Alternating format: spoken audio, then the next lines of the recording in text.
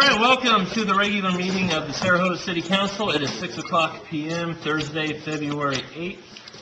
As we start our regular meetings, we are going to begin with a moment of silence and the Pledge of Allegiance led by Troop 405 in the back. Thank you for coming.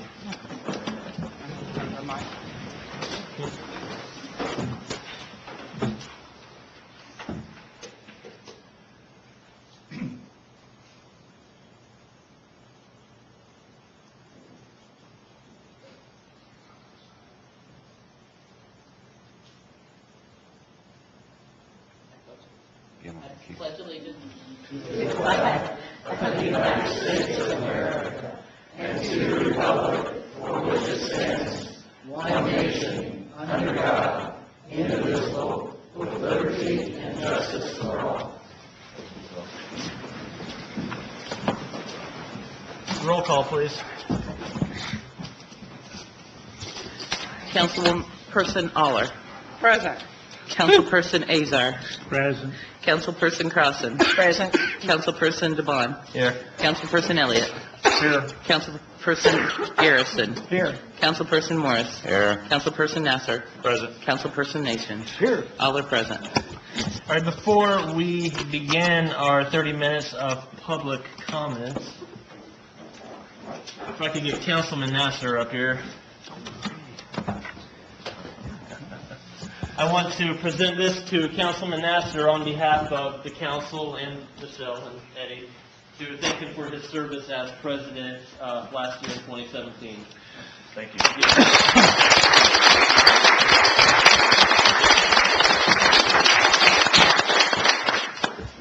Being the second meeting in February, we are a little late with that, but thank you. Thank you. At this time, we will have 30 minutes of public comments on items not on the agenda. So if you have something you would like to say to us, engage with us, please come up to the podium and the mic. Please keep your comments to 3 minutes if possible.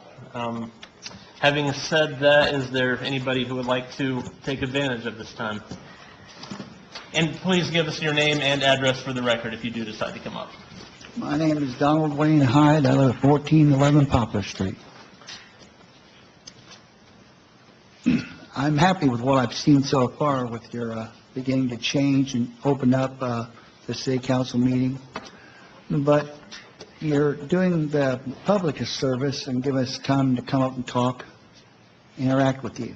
However, I'm not sure you're doing much for yourselves. And what I mean by that is I've been watching not just the city council meeting, but county council, the mayor, everybody, and it seems like we have a lot of problems. I'm not going to disagree with that, and neither will you. Problem is we can't seem to agree on what problems we can attack or challenge or do anything about or can afford.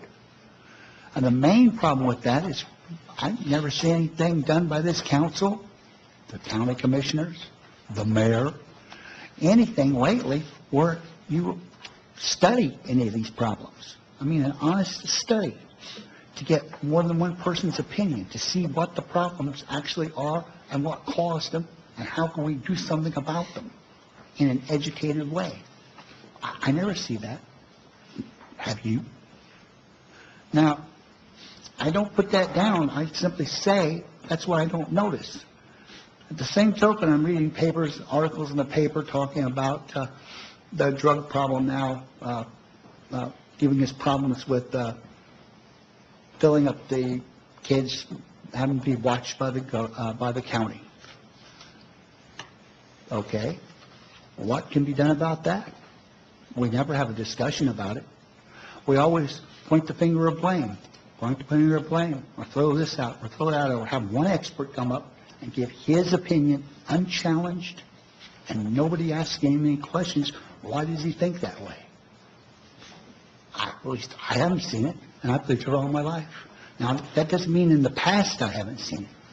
I remember what I thought was the best city council, county council thing they ever did was back in '89.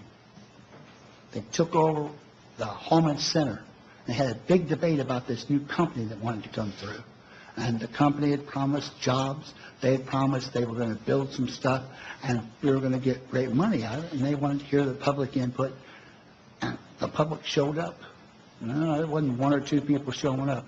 The public showed up.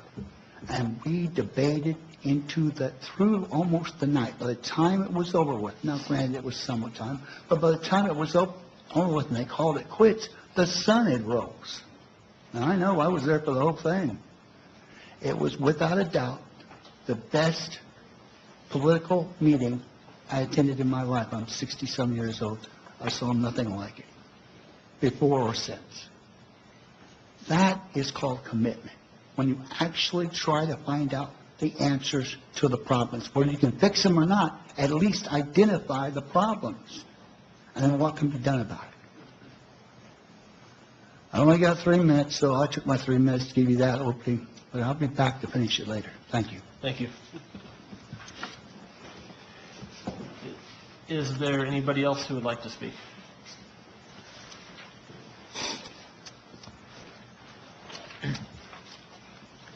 Andre Kumro, 2129 North 11th Street, near Terre Haute.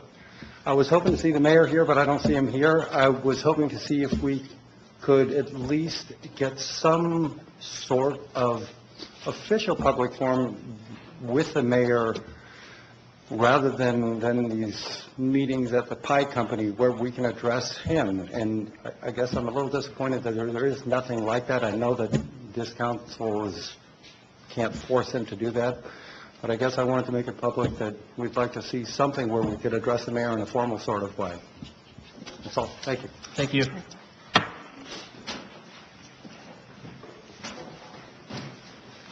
My name's Brian Bennett, and I live at 220 Barton here in Terre Haute.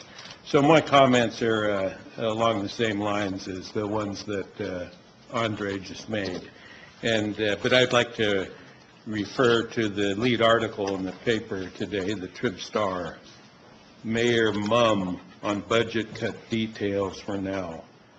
The article goes on to describe a lack of communication between the mayor and the council, information that sounds like you all need is not forthcoming in a timely way.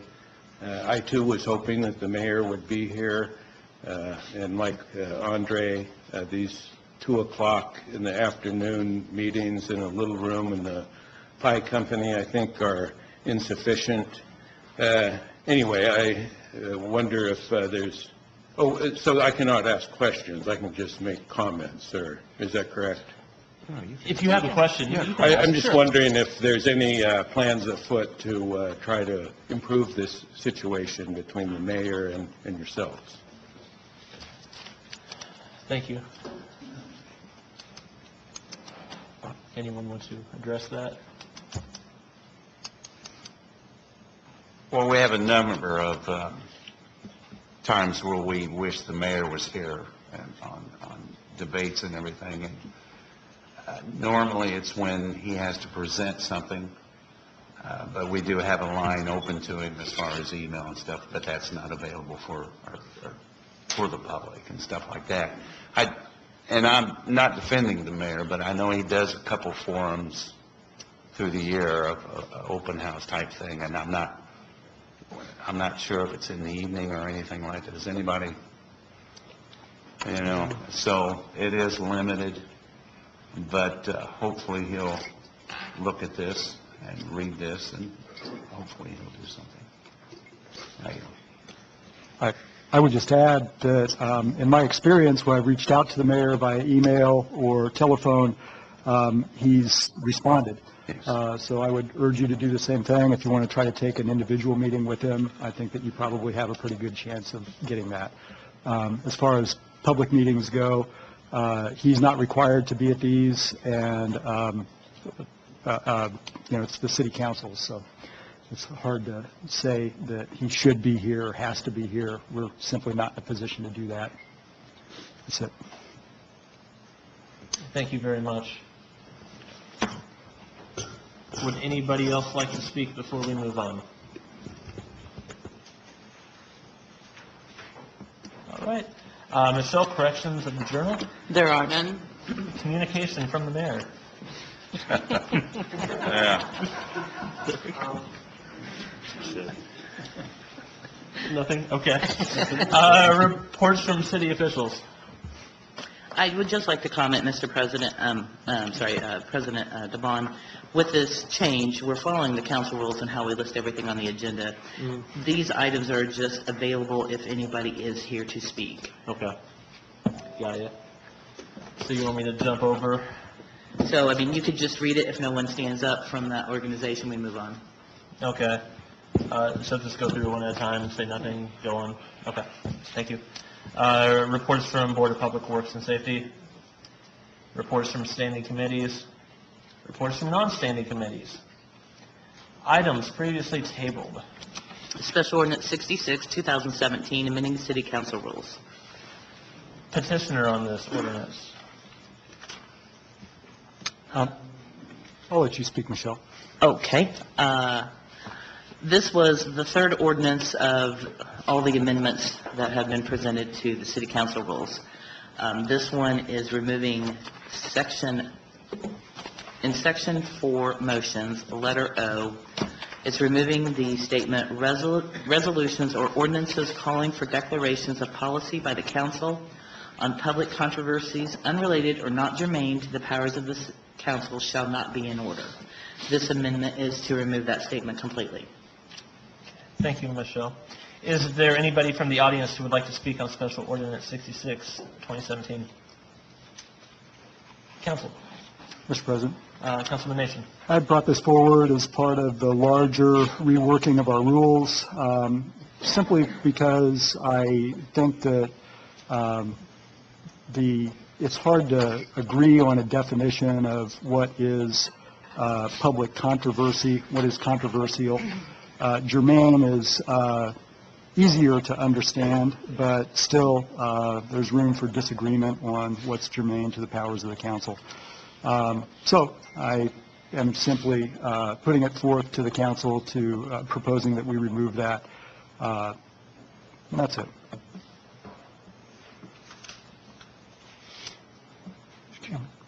Councilman Azar. Thank you. First of all, I'd like to thank you for tabling this last meeting since I wasn't here. This is an amendment that I had asked for years ago. I don't even remember what year it was put in. And I respect Mr. Nation's opinion on this.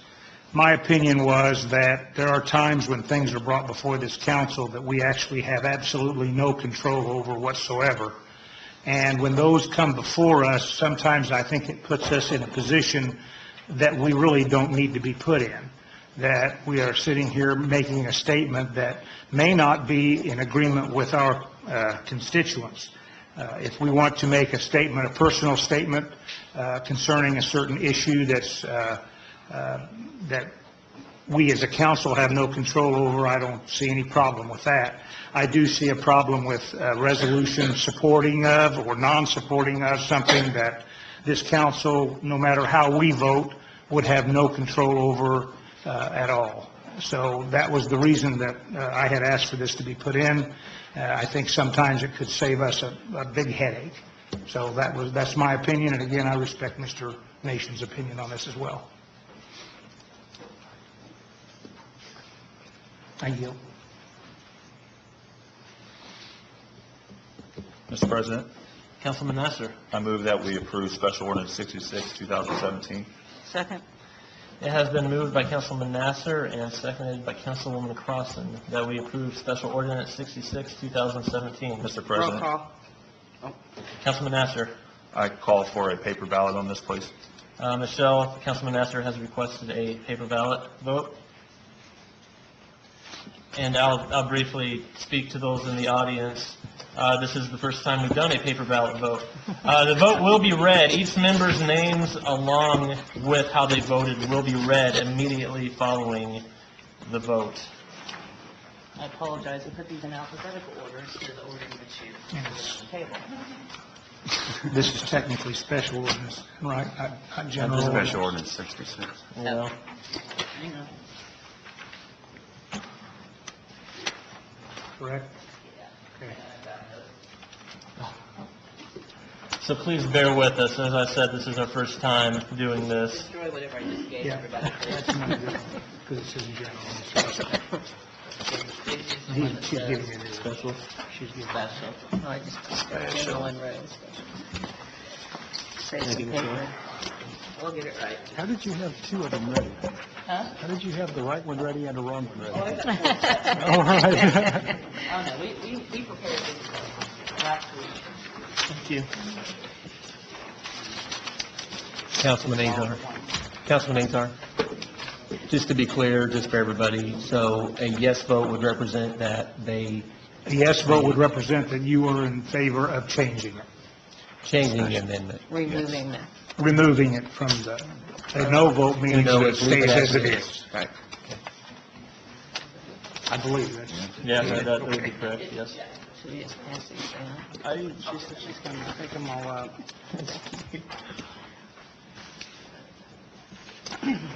One. She's gonna read them out loud. so let's see that.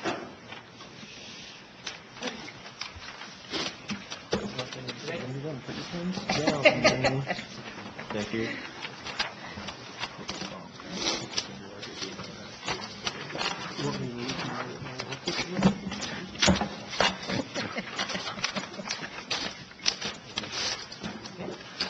Okay, I have all of the paperbacks been collected. Yes. Michelle, when you're ready, if you would go ahead and read those.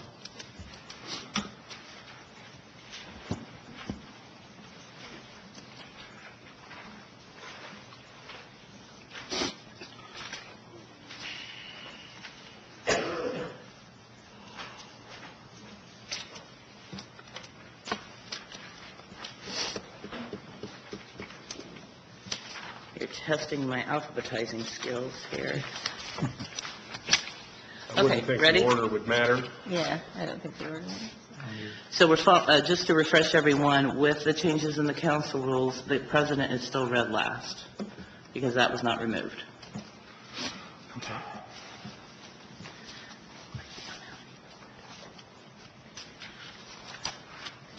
Councilperson Amy Aller voted no.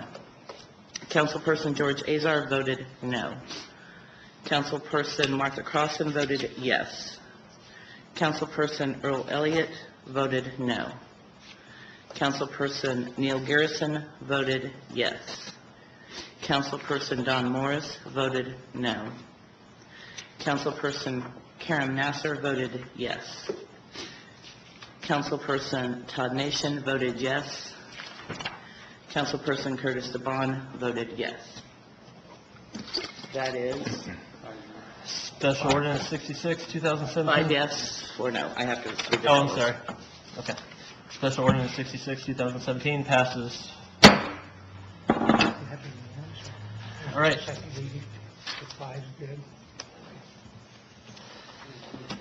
Tax abatements for confirmation. Oh, I apologize. Oh. It does not pass. It has to be 2/3 for amendments. Okay. I apologize for that. It does not pass, as it does have to be a 2/3 vote for amendments. So, Special Ordinance 66, 2017 does not pass. Is that a new rule? No, that has been in the council rules since the 90s. Okay, so does not pass.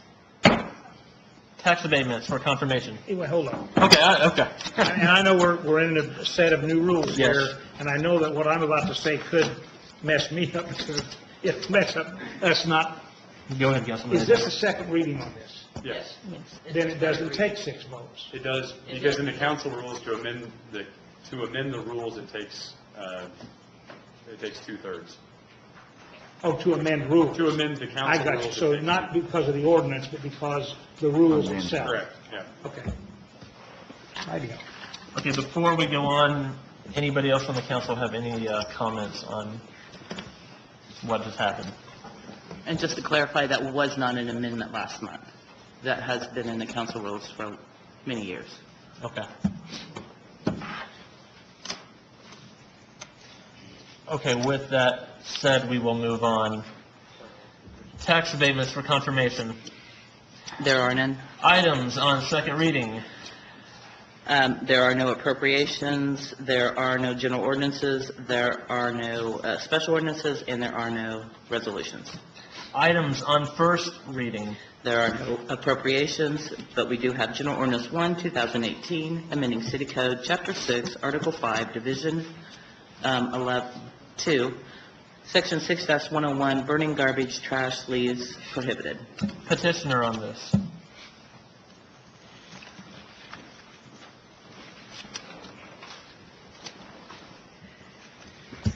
Mr. President, members of the council, Norm Loudermilk, Assistant Fire Chief, Charge of Fire Prevention. With me is Captain of Operations for the Terre Haute Police Department, Mike McCooley.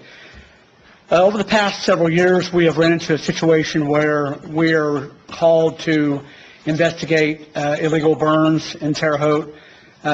People have started fires for whatever reason, burning furniture, had bed bugs, burning trash or, rubbish in their backyard.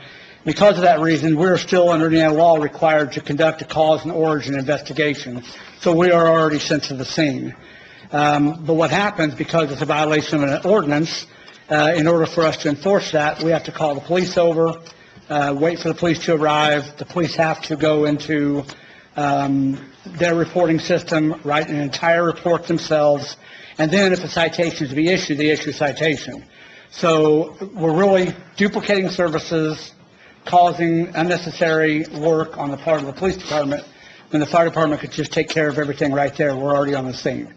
The people that would be investigating this are already sworn in as special deputies with the sheriff's department, so they're making arrests and investigating for felonies. So to enforce an ordinance isn't that big of a deal. So we met with the police department to talk about trying to streamline their operations, help out so that our investigators aren't on scene for what sometimes is 30 to 40 minutes at a time before an officer is able to break free from his calls to arrive. And what we've come up with is an amendment that just simply adds that small sentence at the end of Section C, which says that the enforcement of this ordinance will be the duty of the police department or Terre Haute Fire Prevention Bureau. And so it would either just be just our 4 guys that work in the Bureau or the city police. We just added that one small sentence. So I'll turn it over to Captain McCooley. You may want to add a couple items. Thank you. As mentioned, I'm Captain Michael McCooley. I lead our operations division beneath the assistant chief there, and I've spoken to our chiefs regarding this, and we're in agreement. Basically what we have here is a redundancy of services, where the fire department's coming out and they're doing something, and then they're calling us.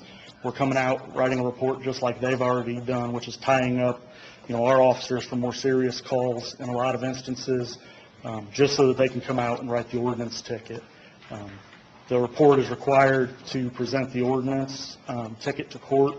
So if they're already writing a report in regards to this, we were in agreement that if they were there and they were the ones responding first, that it didn't make sense for us to come and repeat their actions.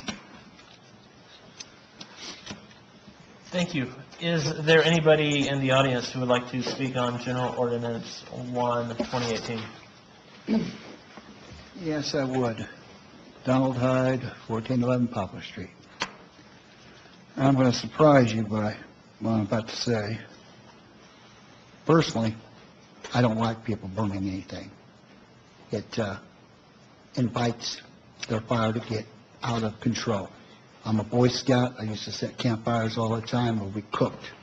And even when we did everything right, sometimes the fires would get away from us. And we'd have to take time and put them out the best we could. I was lucky. We were lucky because I was one of the best troops. We didn't get a fire that got away from us that many times. And when it did, we put it out. But I do know that when you do burn trash, when you burn rubbish, when you set any fire, you're taking a chance that the fire will get away. So I'm for that. However, on the other side of the coin, I would remind the city council, and I hope the city council will take into consideration, I heard the word felony. I am really, really tired of everything becoming suddenly a felony. Look, burning trash is stupid. I agree. Dangerous. I agree. But a felony? No. Put out the daggone fire, give them a good lecture, and get on with your business. It's not right to take up time, but the same token, it's also not right to make something worse than it is. I'm tired of our legal system taking molehill problems and turning them into big, huge problems. That's all. Thank you. Thank you. Would anyone else from the public like to speak on this? Okay. Were you wanting to respond to Mr. Hyde? Or- No, I'm good. Okay. Okay.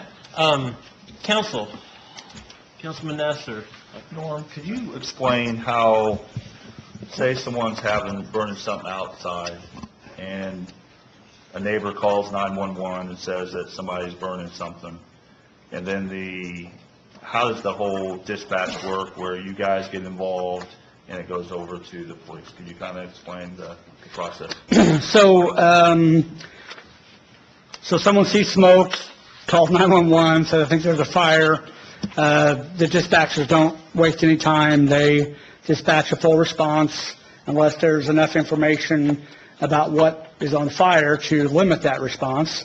Once we get the first apparatus on scene, they assume command and begin to direct other units, whether it's to disregard or to come on in. And so, depending on how big the fire is and what it's made of, and it will depend on the apparatus that arrive. Once they arrive on scene, if it's a bonfire, as covered in our bonfire ordinance, which is a 3-foot diameter, 1 foot out of the ground, recreational fire, those are allowed. And so if it's that, then obviously if the smoke scared someone, it was a good intent, and we leave. That's it. It's not illegal burn. We don't have to investigate it. They don't have to come out, and that's what they do a lot. I think Captain McCool was telling me nearly 200 times last year those types of events occurred, and they completed, and no ticket was issued, and, because people drive by your house, see smoke coming behind it, and they think, oh, heck, the shed's on fire, or the back of the house on fire, when actually it's a bonfire. So those happen a lot, and we leave. But on occasions, one was over near Collett Park area. We had a person put a mattress up against a light pole, a utility pole, and they set the mattress on fire because he had bed bugs. And when the fire department got there, they extinguished the mattress. Obviously, it was an investigation. It wasn't accidental. It was an incendiary fire. Questioning him by our investigator, who showed up to do the cause and origin report, determined that the fire mattress was set. It had bed bugs. He meant to do it, but he damaged the light pole. So when the police arrived there... So then they would call the police after they... Right. So after we get there, we do our cause and origin investigation. If we determine it's an illegal burn and it was done improperly, whether it's leaves on the side of the road because we have that leaf pickup, or someone trying to get rid of building materials, or whatever it is, then we contact the police department through dispatch, and then they dispatch a unit over. Well, a burn that's already out requesting an officer for an ordinance violation, that goes to the bottom of the list. And the officers are obviously busy, so we may sit and wait 20, 30 minutes before an officer gets there. But does an officer still come, or have we ever just not cited because we didn't want to wait for the police to come? No, we do our job. So we wait till the officer gets there, and then tell the officer what we need to have done, that a ticket needs to be issued. And, of course, in the old days, it was just a ticket. You wrote a ticket, handed it to him, walked away. But the court now requires a report, or the legal department and the court requires that a report accompany that ticket, so they have an idea of what's going on, what were the circumstances surrounding the ordinance violation. So our guys wrote a report about what happened, and then now you have a police officer writing a report. And although computers make the job easier to recover that information and the data, it's still time-consuming to enter that information. And then they have to issue the ticket. And so it's quite time-consuming for the officer that's sent there when we're already there. I know you said last year you probably had 200 that were kind of false alarms. How many would you say were actual ticket citations? based on my records, about 30. So the rest of those are those good intent bonfires that people thought were illegal, but they're not, things like that, small recreational fires. I yield. Councilwoman Crossen? Actually, you answered my question and answering Councilperson Nassar's, so thank you. I yield. Councilman Elliott? So just to make sure I understand, Norm, your group can take it all the way to the goal line Right. We're dropping at the 1 yard line and wait for them. and not need to contact them. Yes, that's correct. Thank you. Councilman Morris? I would just hope that you would be as lenient as the fire department. My wife decided to burn leaves in the chimney, which you can't do, shoveling it in, and they were very polite, but she wouldn't listen to her husband. So I would hope that you would be as lenient and have the courtesy of the police department. Yeah, so the goal is to educate the public on proper behavior, let them know that there's leaf pickup, whether it's through bags or through, the street department. And obviously, 28 times going into court, we're not here to generate revenue from that. We just want to, on some instances, we don't want to be out there for, 45 minutes to an hour while their officers are busy on traffic accidents or other calls when we can take care of it ourselves. This makes sense. If there's no further questions, I'll move that Special Ordinance 1, 2018 be approved. We have to move to vote on. We have to move to vote on this? First reading. New rules. So I move that we vote on Special Ordinance 1, 2018. Second. Okay, it has been moved to vote on General Ordinance 1, 2018 by Councilman Morris and seconded by Councilman Nassar. All of those in favor say aye. Aye. All those opposed? Okay, now that we have moved to vote on it. Just a reminder, council members, it has to have 6. So I'll move to vote for Special Ordinance 1, 2018 for approval. General Ordinance. Second. Okay, it has been moved by Councilman Morris and seconded by Councilman Nassar that we approve General Ordinance 1, 2018. All of those in favor say aye. Aye. Opposed? It passes. Mr. President, Councilman Nassar? do you think you could maybe kind of explain how this was different compared to last month? Because I'm sure we got some people kind of wondering what's going on. Shall I? I can try. Yeah. Now, with the elimination of the sunshine meeting, we have the opportunity to vote on certain items on their first reading, the first time they are on the agenda. To do this, we need to first vote on voting for the item on the agenda. If that vote passes, we will vote on the item, but it actually takes 6 votes to pass if it is on the first reading, as this is. And that's by state statute. Okay, and that is by state statutes. If you have any questions, feel free to come up to us after the meeting. I'm sure we'd be happy to talk to you about this and explain it. With that said, Mr. President? Yes. Thank you very much for your support for the ordinance. I appreciate it. Thank you very much. Next item, please. There are no special ordinances, but we do have 2 resolutions. Resolution 2, 2018, designating an area commonly identified as 3400 East Fort Harrison Road, Terre Haute, Indiana, as the economic revitalization area for the purpose of a 10-year real property tax abatement. Tredegar Film Products. This is for adoption, and there will need to be an amendment. Okay, petitioner. Mr. President, members of council, my name is Lou Britton. I'm representing the petitioner, Tredegar Film Products US LLC. Also here this evening is Sean Bauer, who is the Global Director of Operations for Tredegar. Tredegar is considering a substantial expansion at its facility at 3400 Fort Harrison Road. The project consists of 2 new state-of-the-art elastic lamination lines and the construction of a production building and expansion of an existing warehouse facility. Tredegar currently employs 121 persons at its Terre Haute facility with annual salaries in excess of $6,750,000. The project is anticipated to create 34 new permanent full-time jobs with benefits and an annual payroll of approximately $1,897,000. These jobs will be available for individuals with a wide range of skills. The projected cost of the real property improvements is $8,835,000. The projected cost of the acquisition of the personal property is $16,887,827. Tredegar is requesting a 10-year abatement for both the real and personal property parts of this project. Your first resolution is the real estate portion of it. The project does qualify under your scoring system for a 10-year abatement for both real and personal property without taking into account any bonus points that are permitted under the program, just simply the primary set of points that you use for your scoring system. I've got a little handout that gives you some background about Tredegar itself, and as you can see from this handout, Tredegar is an international global corporation. This project was the subject of competition within Tredegar's other facilities, and assuming that they do receive their abatement, the plan at this point is to locate that facility here, not somewhere else.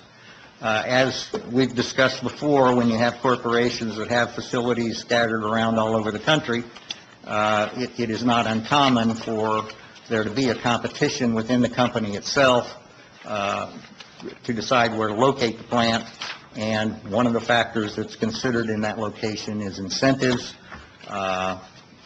We're nearing the goal line with this project with these incentives, and we hope to push it over.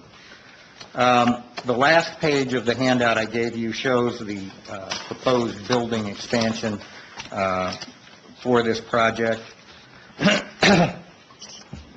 on the site.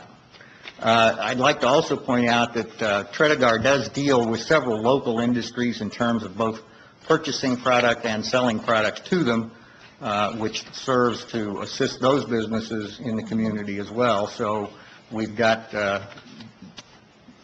the existence of Tredegar and its expansion also helps other industries within the area.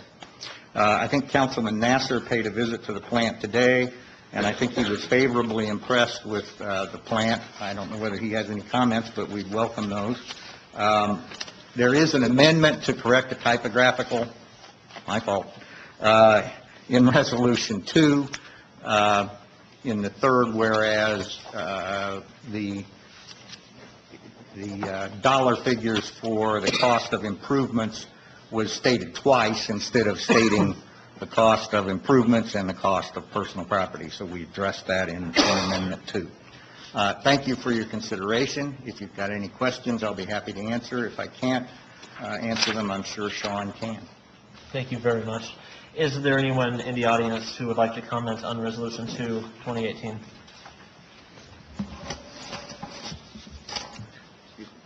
My comments may be common knowledge to I'm everyone. sorry to interrupt you. For the record, Yes, if you give your Brian name. Bennett, and my comments may be common knowledge to everyone else, but I'm still trying to understand these, how these tax abatements work in the city. Some of you may have attended the annual Groundhog Day Economic Forecast event at ISU the other day. The keynote speaker was the director of the Indiana Economic Development Corporation, and she described their approach to offering tax abatements to companies around the state. And my understanding was that these are not granted up front, but the company that's requesting the abatement has to provide evidence that they've created jobs, the jobs that they said they would, or that they've provided training that they already committed to. So I just wonder, do we do that? Is there any kind of conditions where certain features of or conditions have to be met in order for the abatement to go into effect, or is it just granted up front and then the chips fall where they may? I can speak to that. Oh, go ahead. Sure. I think First, IEDC does not give abatements. IEDC primarily issues job training money. And the job training money is a different process. It's done after the fact. You can qualify for the job training money up front, but then you have to go in and prove that you did the job training before they'll release the funds.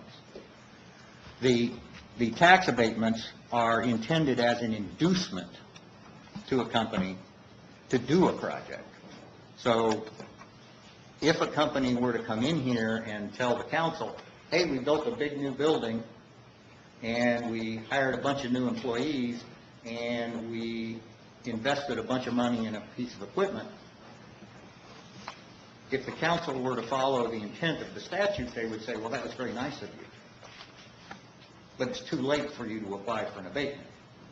An abatement has to be applied for before you make the investment, not after, because, again, it's intended to induce, and that's what we're doing here. This was a competition for this project among other facilities of Tredegar. It's not certain where that project is going to land yet. We are very hopeful that it will land here if this inducement is granted. Does that make sense? Council, may I add to that? Just to be clear, going back to the question, yearly, if they would be awarded this abatement, they would have to submit a form showing the number of employees that are currently with the company and the total dollar amount that is paid out in salaries, and then it's up to this council then to show that they are in compliance with what they originally proposed with the tax abatement. And it's possible, if they're not in compliance, that the council could then revoke that tax abatement. So there is something in place where that could come away if they don't meet the qualifications. In fact, there's a contract that's signed between the Board of Public Works and the developer reciting what the promised benefits of the project are, which reinforces that obligation to meet those requirements. And then if you don't, you face the possibility of having the abatement. So does that ever happen where the conditions aren't met? We've called in certain There's been places for a three, hearing. I think there's been 3, maybe 4 companies over the years that the tax abatement has been rescinded. But there have been multiple hearings on companies to discuss the status of their tax abatement and the number of employees each year. I think, Michelle, there have also been some companies who knew they had not met their requirements and did not file the application. Correct. There have been, I guess that's a good clarification. Tax abatements can be granted, but never applied. Because the company may not, they may say that they're doing $1 million project and they only do a $500,000, so the abatement's not applied because it's not meeting the documents, requirements for what the council passed. And those compliance hearings are public meetings as well inside this chambers. Absolutely. Anybody else from the audience? Yeah, I'd like to get the stupid clarification for us people who are not up in advanced college level economics. Here's my question, and it's simple. They say that they're in competition with their own company. And we get this abatement, but they then say, oh, we're going to send it to California. Does that kill the abatement or not? In other words, do they have to actually bring the improvements here? Yes. Yes. The abatement only takes effect if the improvement is made. If the improvement is not made, there won't be any increase in tax to be abated. So the impact would be there would not be any abatement. I'm not sure if that makes sense. If they locate the plant, if they locate this expansion somewhere else, there will be nothing to abate here because there will be no increased tax to be abated. Would anybody else like to speak on this? All right, Council. Councilman Nasser. Lou, has Tredegar ever applied for a tax abatement in the past? I believe they had one that expired 4 or 5 years ago at least. Were they not found in compliance when they applied previously? They had received the abatement every year of that abatement, so far as I know, yeah. Okay. And then of these 34 new jobs, are they entry-level jobs, or do they need special skill set, or can they be right after high school? There'll be a range of skills for the job, but many of them will be jobs that don't require particular training or that will be trained on-the-job training at Tredegar. Okay. I yield. Councilwoman Crossan. Yeah, Lou, I have a question that actually was posed by one of my constituents and who could not be here tonight because she was ill, and so I said I would ask the question.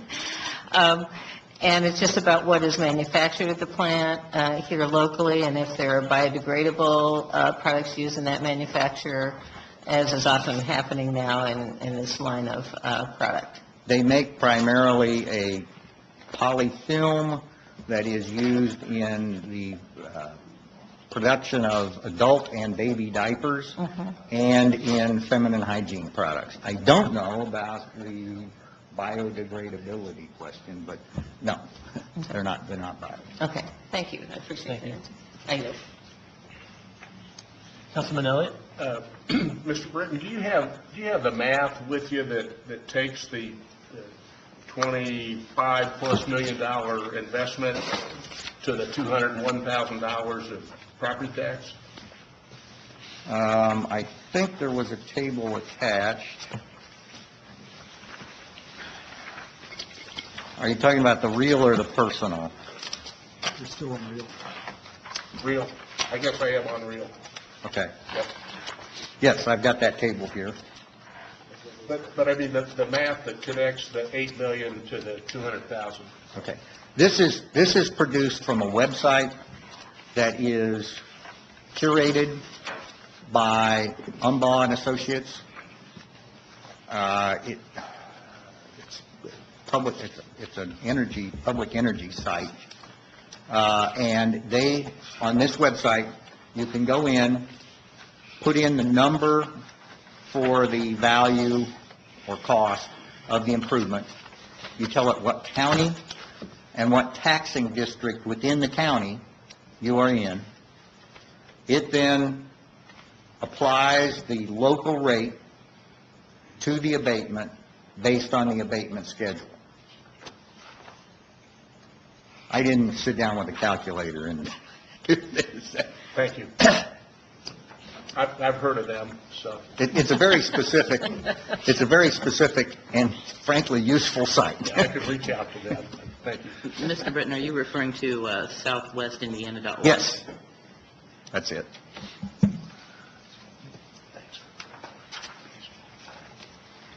Mr. President, Councilwoman Nesser. if there's no other questions or discussion, I move that we vote on Resolution 2, 2018, the amended version. Second. Okay, it has been moved by Councilman Nasser, seconded by Councilman Morris to amend Resolution 2, to vote on amending Resolution 2, 2018. Okay. Did I get that right? No. No? Okay. Can I try? No. Remember, you had the typo. Yeah, but you didn't find it. Neither did he. Don't ever argue with Michelle. You're right. What am I thinking? All right, Ms. Silver, drop the ball on that. Mr. Spelling and his staff contacted Indianapolis to confirm the statute only references ordinances for the need to have the vote to take action. So this is a resolution. There is no need to vote to vote. Okay. Does it still take a 2/3? No. Okay. We're learning too. This is a new format for us, so, okay. Mr. President, Councilman Nasser. I make a motion, we approve the amended version of Resolution 2, 2018. Approve the We amendment. got to vote on the amendment. amendment. You have to amend it first. Yes. I move that we approve amendment Resolution 2, 2018. Will that work? I don't think you voted yet on the amendment. Right, we have it, yeah. Okay. Yeah. Move to amend. I move that we move to amend Resolution 2, 2018. Second. Okay, it has been moved by Councilman Nasser, seconded by Councilwoman Crossan, that we amend Resolution 2, 2018. All of those in favor say aye. Aye. Opposed? Okay, the amendment passes. Mr. President, Councilman Nasser. I move that we approve the amended version of Resolution 2, 2018. Second. Okay, it has been moved by Councilman Nasser, seconded by Councilman Morris, that we approve Resolution 2, 2018 as amended. All those in favor, say aye. Aye. Opposed? All right, that passes. Next item, please. Resolution 3, 2018, designating an area commonly identified as 3400 East Fort Harrison Road, Terre Haute, Indiana, is the economic revitalization area for the purpose of a 10-year personal property tax abatement. Tredegar Film Products. This is also for adoption, but no amendment is needed. All right, petitioner, please. Now, we got this one right, so it'll be a little easier. I'll be happy to answer any questions you have. I would point out that this is the personal property portion of this is $16.887827, $16,887,827 of potential investment. If there are any questions, I'll be happy to answer. Is there anybody in the audience who would like to speak on Resolution 3, 2018? Council. Mr. President? Mr. President. Councilwoman. Go ahead. Councilman Nation. I'd just like to talk a little bit about, since we have people in the audience who are interested in this subject, and you saw me vote yes on the first one, so you see where this is going with me. But if you look at the one that we just finished, we're talking about 34 jobs, right, Lou? Correct. 34 jobs. For the first one from the table, they will pay, if this all goes as planned, over $1 million in new taxes, $1,017,842. What we just voted to do preliminarily is abate just under half of that, $997,688. You do the math on that, and that's $29,344 per job that we just said, okay, we'll forego that in new income. Now, we're getting at least that much in new income also. It's actually a little bit over half. So we'll get over $30,000 per job in new tax revenue. For the one that we're talking about now, their estimated tax savings is $806,742, and they'll pay $541,678. So you run the math on that, that's $23,728 per job that we're foregoing. You add those two up, and for the 34 jobs, we are foregoing $53,072 per job in new income. And we're collecting roughly that same amount of money per job. So, you know, the debate that we have had many times and that the public is spared from most of the time when we have these discussions, because we understand these things, we look at these tables, we do this math, but for the benefit of the people in the audience who are trying to understand this, you heard Lou say that this is a competition within the company, and if this doesn't come here, it's going to go somewhere else. And the position that we find ourselves in is, okay, is half a loaf really better than none? Or not? And I made the determination a long time ago that half a loaf is better than none. And I vote for these things. But I recognize that there is room to disagree, and that this is a multi-million-dollar, multinational company that probably doesn't need the money that we're foregoing in giving them tax abatement. I'm not trying to waste the council's time. I'm just saying this stuff because it's, as far as I can tell, my math is correct, and these are facts that are presented to us that the public can find if they look through all of our paperwork on the web. But I just wanted to clarify that, you know, these are the numbers behind what we're being asked to do. I yield. Could I'm sorry, could Go I ahead. point out a couple of things? One, the total tax, even after abatement, comes to somewhere north of $3.3 million, new tax. The abated tax is less than 1.8. So it's not half a loaf. Secondly, those jobs, the payroll will amount to $1,897,000 a year. You'll also be collecting tax on that income that's being paid by those employees, the county, the city portion of that income tax. And finally, those tax savings are over the span of 10 years. It's not all going to hit at once. And if the abatement is not granted and that plant doesn't locate here, the new taxes that you'll generate from this facility are zero. Right.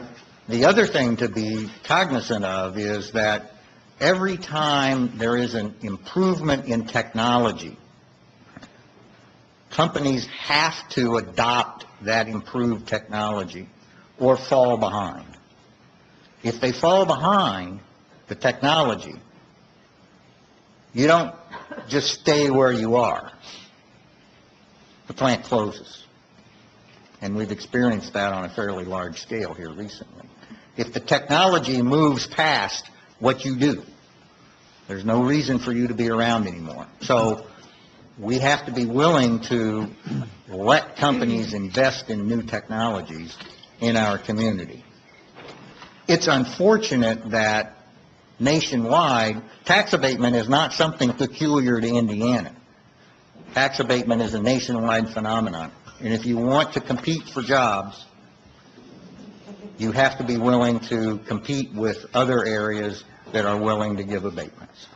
All right. I'll get off my soapbox. Mr. President, Councilwoman Aller. there's no further questions. I move that we approve Resolution 3, 2018. Second. It has been moved by Councilwoman Aller, seconded by Councilman Nasser, that we approve Resolution 3, 2018. All of those in favor, say aye. Aye. Opposed? Passes. Thank you very much. Thank you. Thanks for investing in I our can do community. that. You ready? I'm ready when you're ready. I know this is going to disappoint everybody. I move to adjourn. Second. Second. It has been moved by Councilman Azar and seconded by Councilman Nation that we adjourn. All those in favor say aye. Aye. Opposed? Meeting